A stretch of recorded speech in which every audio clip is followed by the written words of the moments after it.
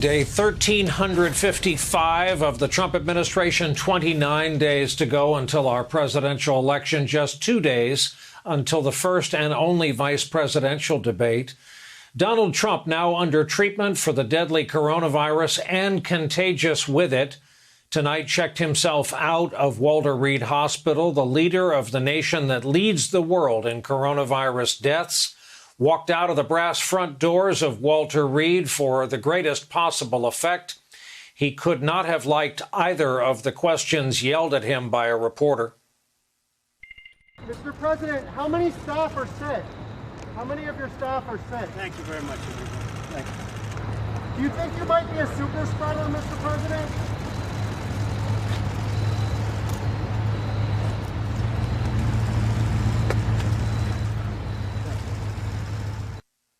That's how that went. And then after the helicopter ride to the White House, released on Twitter as a video accompanied by the stolen theme music from the Avengers, Trump walked up the stairs for the kind of balcony flourish we used to see on overseas newsreels.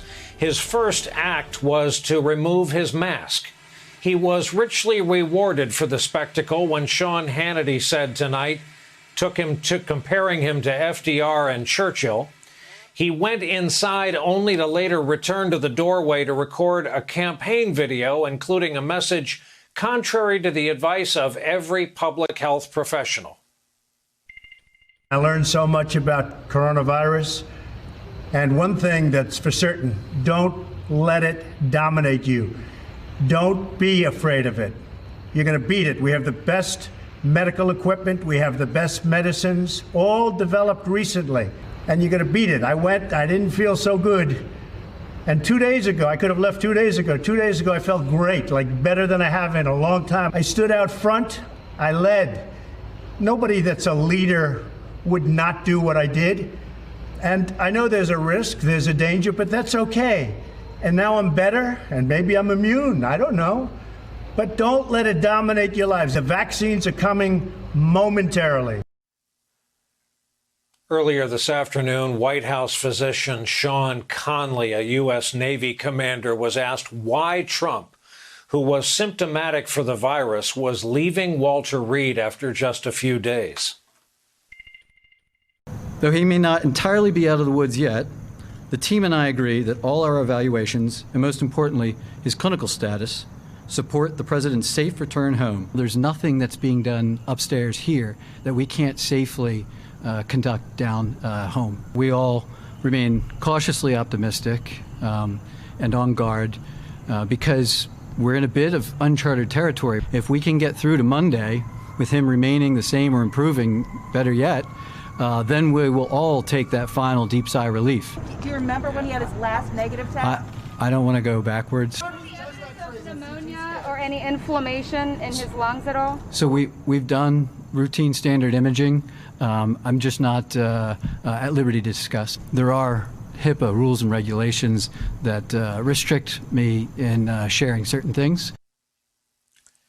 Commander Conley said Trump will continue to receive powerful medications while in the White House, including remdesivir, an experimental antibody cocktail, and a steroid. The president is supposed to quarantine in the residence portion of the White House, and those who come in contact with him are supposed to wear PPE gear. During a town meeting on this network earlier tonight, former Vice President Biden weighed in on Trump's illness and his decision to leave the hospital today. I would hope that the president, having gone through what he went through, and I'm glad he seems to be coming along pretty well, would communicate the right lesson to the American people. Masks matter. When you hear that this president was infected with COVID-19, were you surprised? Quite frankly, I wasn't surprised. Look, anybody who contracts the virus by essentially saying masks don't matter, social distancing doesn't matter, I think is responsible for what happens to them. As we mentioned, the administration is now dealing with something of a cluster of staffers now testing positive, including Press Secretary Kayleigh McEnany, who briefed reporters just yesterday without a mask. 2 of her deputies in the press office also testing positive. At least 11 people tied to the president have contracted the virus in recent days. 3 Republican senators also infected. So is the head of the president's political party and the head of his presidential campaign. Several attended the Rose Garden announcement for Supreme Court nominee Judge Amy Coney Barrett 9 days ago. Wall Street Journal reports Trump decided not to reveal his first positive test result last Thursday as he awaited the results of a second. That would mean he got the initial result before his interview with Sean Hannity when he confirmed senior aide Hope Hicks was indeed positive. She did test positive. I just heard about this. I just went out with a test. I'll see what, because we spent a lot of time, and the First Lady just went out with a test also. So whether we quarantine or whether we have it, I don't know.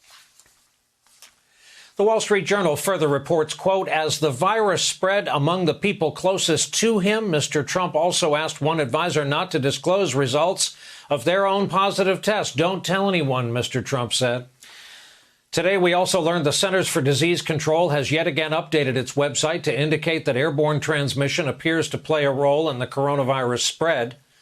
One more item here. Politico reports that the Commission on Presidential Debates has agreed that plexiglass can be used to separate Mike Pence and Kamala Harris during Wednesday's vice presidential debate in Salt Lake City.